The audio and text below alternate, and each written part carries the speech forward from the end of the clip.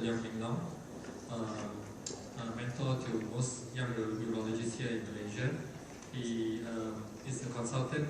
He used to be the consultant urologist at YE and has currently moved on to Island Hospital Penang.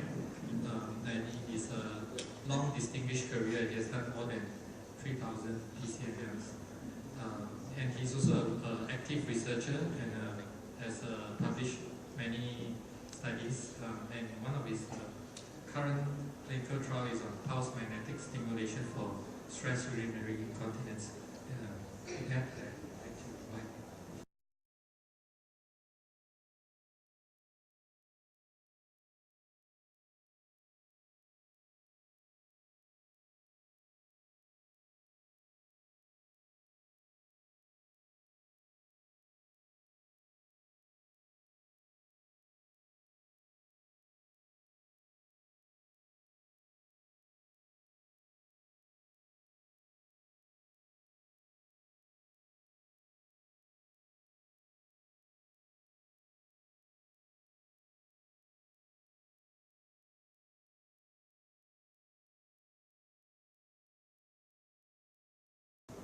Thank you.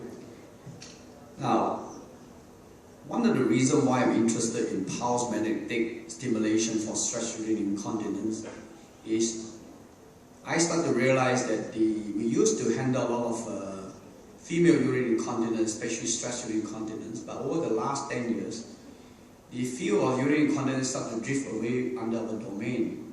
I think there's really a relatively lack of interest among the urologists to recapture back this very important problem that's been close to our heart.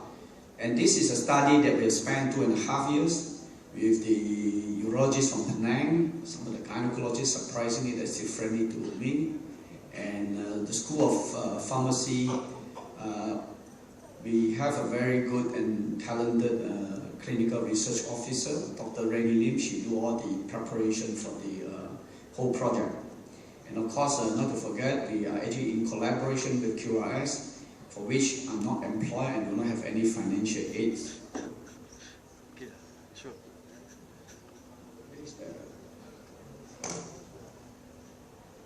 Okay. This one down. Okay, this one. Now first, I'd like to review with you what is the current status of stress urinary incontinence. Now, as surgeon, we always know that we're supposed to get the best result. We have a success rate of about 56 to 98% at 1 year if you use low tension suburethral tapes. Now, surgeons always forget that. We always think that we produce good result. We almost forget about the drawbacks. In fact, if you look at the paper published by Pravas, they do review on 1,000 over published articles. And you'll be surprised to see serious complication as defined as ones that require further surgery, and two, those that are refractory to the treatment is as high as 5.6 to 15%. So don't forget, this is high complication. Now we look at the USA Health Database 9-year cumulative risk. Again, string revision removal is 3.7%, repeat surgery is 14.5%. On top of that, if you look at the presence of comorbidities, it's present in 40% of the cases. Now, further than that, you also look at some of the website on the federal lawsuit against urethral mesh. There's 75,000 cases listed in the website.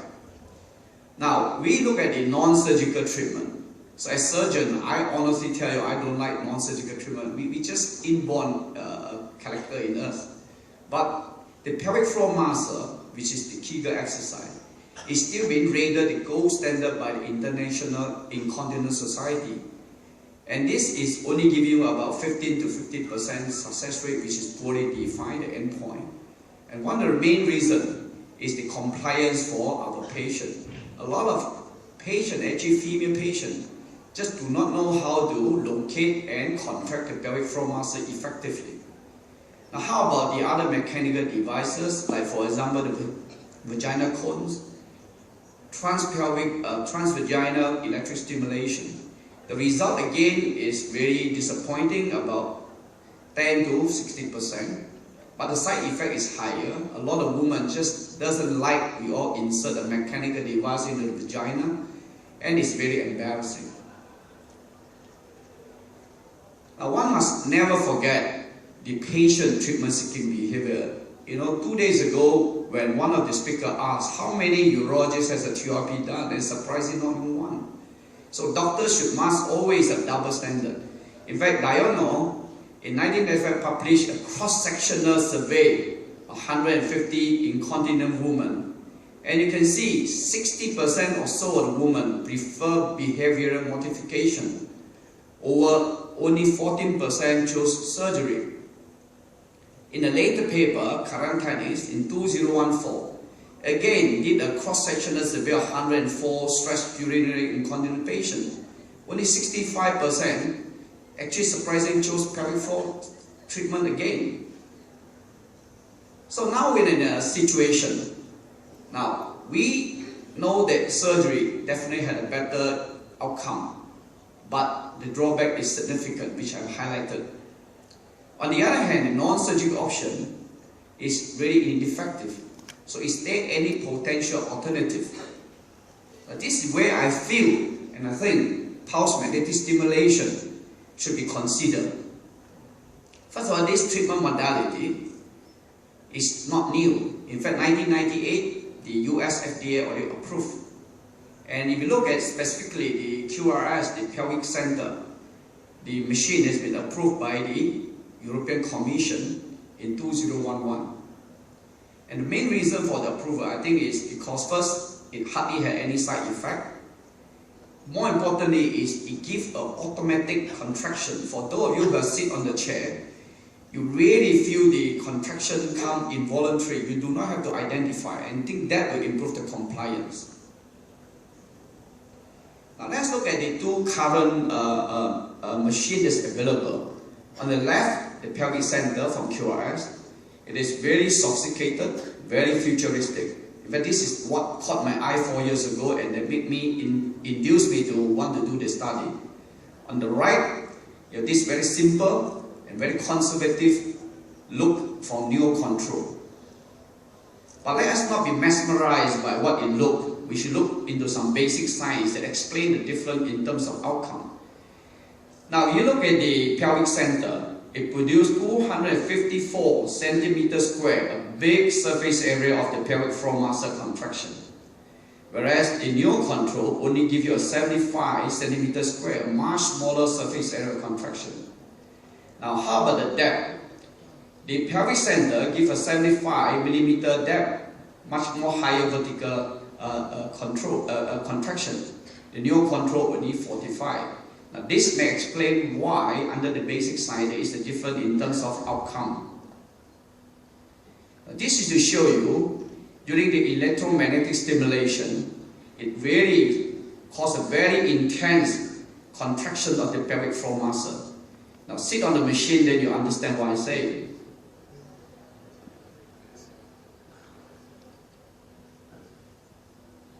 So now, our study group decided we have two missions to accomplish. One, we'd like to go through the systemic review, we look at the literature, and we specifically look for how is the effectiveness of PMS on urinary incontinence and specifically stress urinary incontinence. And secondly, I'm going to show you the results, share with you the results that we have on the randomized double-blind sham control trial. Now let me bring you to this systemic review.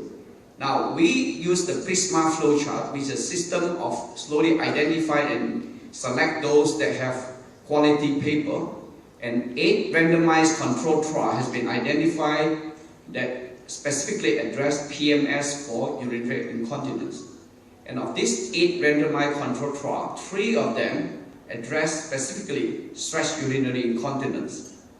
And we also managed to identify 3 of the randomized trial for meta-analysis because they contain clear definition of secondary outcome.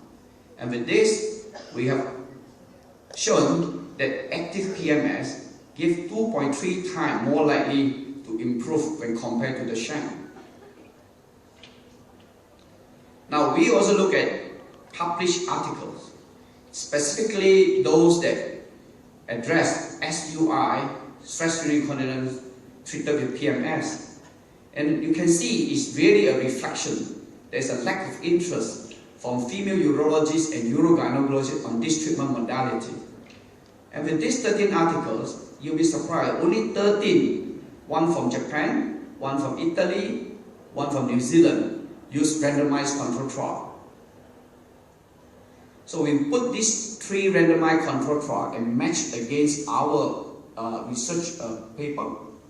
And you can see we have 120, the highest subjects that have been recruited compared to 70 and 60. And we use 100% intensity in the treatment, whereas the other 2 papers use 50 to 60%. And in terms of the frequency, we chose 50 Hz, which based on the basic research data from QRS is the most ideal frequency to use. And in terms of the sham control, we managed to do what I call tilt the magnetic coil 22 degrees down. And this gives hardly any contraction, significant contraction. So it produced a very good sham control.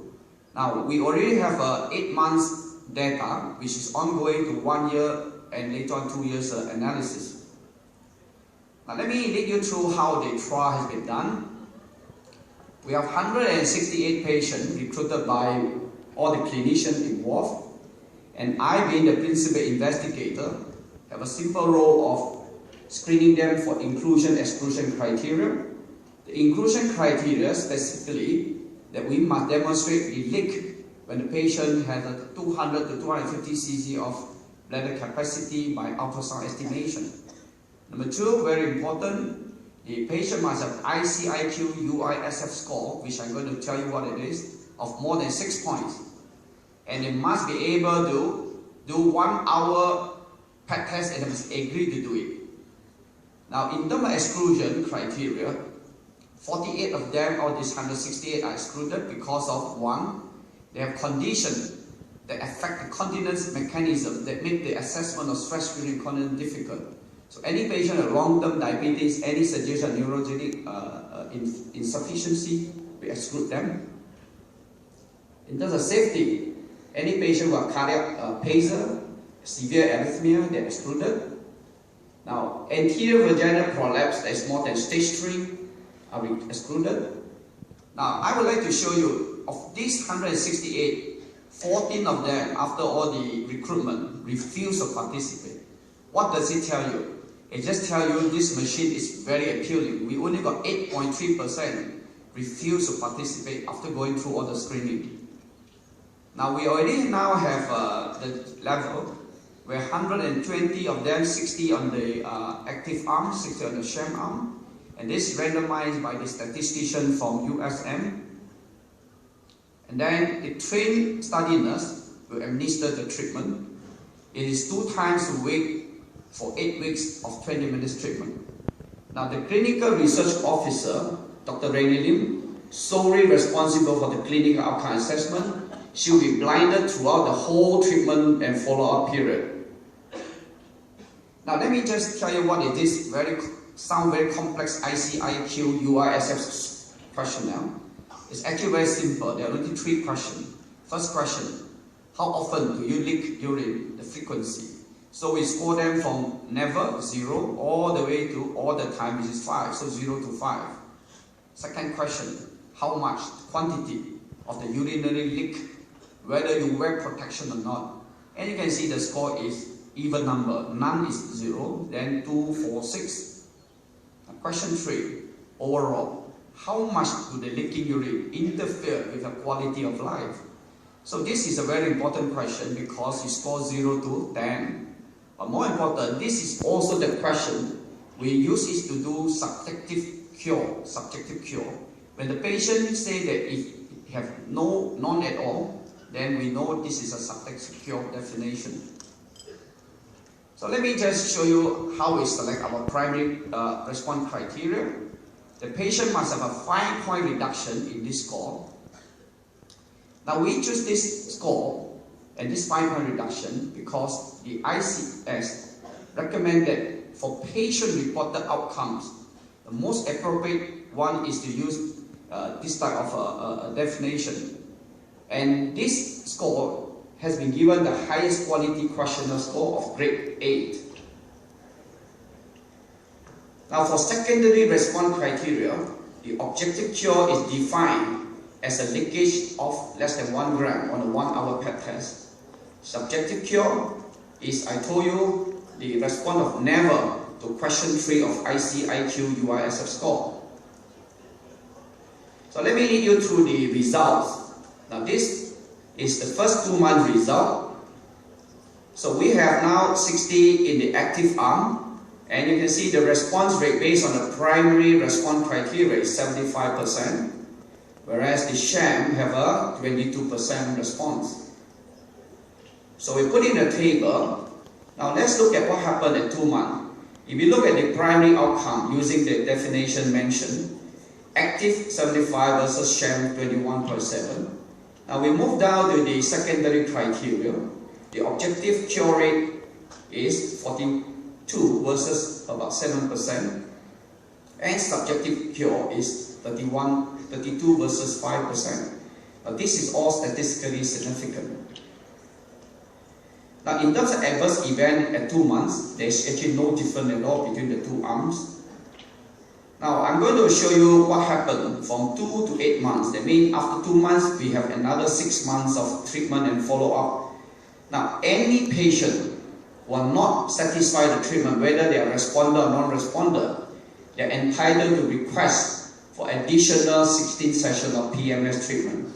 So with that, we have 4 subgroups. Now this means now we have a patient in the sham who can be request not to be treated at all. So that means they have 0 treatment at all at 8 months. One group, the sham, they can have request for treatment. So now they got 16 treatment. They come the sham, but because they request for treatment, they got 16 sessions. And on the other hand, those who are responder, they can decline any further treatment. So now you have this subset of people who have 16 PMS treatment initially, but they're 6 months now without treatment. And you look at the other group is they have responder, but they request for further treatment. So in this subgroup, you got 32 PMS treatment. So the primary response rate you can see is best on those with 32 sessions and 76% for those who are 16 sessions, but 4 months post-treatment. There's another group that has 61%, but this is assessed after 6 months without any treatment. So of course, those who have no treatment, they fare the worst. So we look at this, we put them in, one can appreciate that those that have no treatment, they got very bad outcome. And those that have 16 sessions, the CUT 1 and CUT 2, they have comparable results of about 70 to 60% primary response, and the secondary response rate is really not too bad. In terms of primary response for the 32 sessions, they get the best result of 79%. Now I like to say all these are statistically significant. Now I got only now a few slides to share with you on the sexual function. I think this is an area that we overlook. We invite all those patient couples who got SUI, who are sexually active, and who have given 16 to 32 sessions of treatment to participate in this sexual questionnaire survey. First, look at the primary criteria. We are using what we call the Colombo-Russ inventory of sexual satisfaction score. This is a very specific 8 sub-skill score, which is highly recommended by the ICS.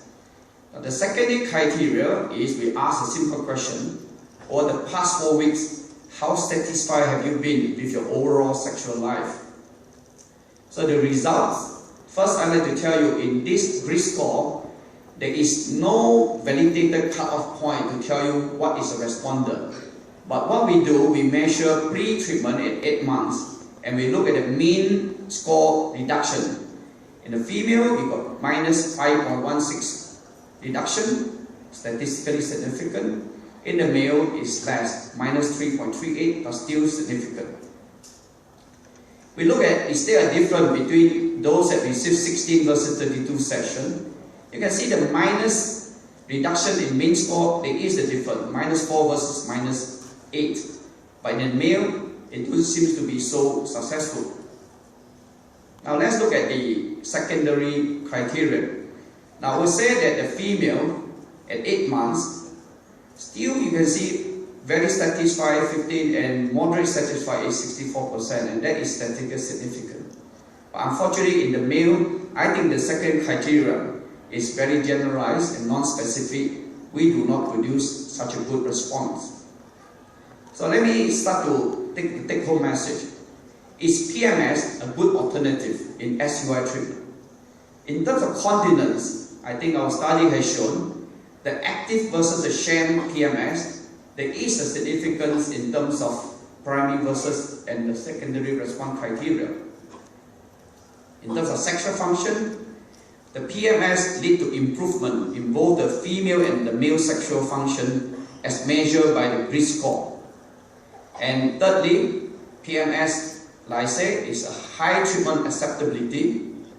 And I think in future, more clinical trials should be directed to a comparison between PMS versus other non-surgical treatments. Thank you very much for the attention. I'd like to congratulate Antonio for a very well conducted study. Do you have any questions from the floor?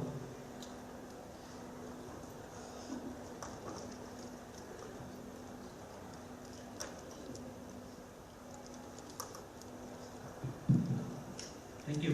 Thank you very much for the informative data. Yeah, I would like to ask a bit because the patient selection is very important, and severity of the SUI is grade 1 to grade 3. What is the most selection of the patient in your study that respond to this kind of the treatment? I think the selection is based on two things. One, you look at the thing like any prolapse that's more than stage 3, we don't feel that you should send for this type of treatment. And of course, the other thing is safety, which I told you in terms of exclusion criteria. I mean, for patients who you think cannot go for the electromagnetic treatment, then you should exclude them. But more important thing is you have to be realistic when you counsel the patient. And I mentioned to you, you'll be surprised that a lot of patients, even though we tell them surgical treatment is fast, you get better success rate. But they really want something that I feel that we overlook. That's where I keep on saying the patient-seeking behavior is so important. I think it's time that the physician to go into more patient-focused rather than we always tell what we think is the best. And that's why purposely, and I'm actually honestly very surprised when I look at the literature myself during this research, that surgical treatment is not really without its problem. I always thought in my hand, patient hardly got problem.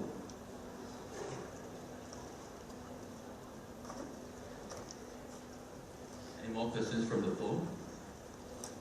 Dr. Liong, I'd like to have a few queries of your slide. You know that the physiotherapy does work to a certain extent for overactive gland. Do you foresee that your machine will work for patients under the overactive? I can't answer the question. In fact, I wanted to extend my study into that, but I think the manufacturer asked us to do one thing at a time. And that's the reason why we focus only solely on stress urinary incontinence. Even though you look at the review, it is extended to different form of urinary tract incontinence. But I think, you know, we are in a small hospital, we are limited with human resources. We have to be very focused. And the main reason we wanted to do we think a good quality control trial rather than just publish for the sake of publication. Because you look at the literature, there are really lack of this type of quality control papers. One of the problems with physiotherapy is the state of lazy. When you don't do it, you just lose it. So what about the studies of yours? Do you think that the patient focus from your study that shows that those who have undergone about 32 sessions seem to have about 79% of success rate? So do you think that they have to come on a regular basis throughout their whole life? Okay, if you look at one arm that I told you, the active arm that responded and they do not want further treatment, they already been followed 6 months without any treatment, and we still get about 60% of a responder rate. But we are very, very open. We tell the patient, do not expect miraculously I can cure you, But if you think that with that kind of a response that you saw, and it's something that you can accept, that is better than what we already can offer in other modalities like Kegel exercise. Thank you very much. If there are no other questions, should we thank Dr. Leong? Okay.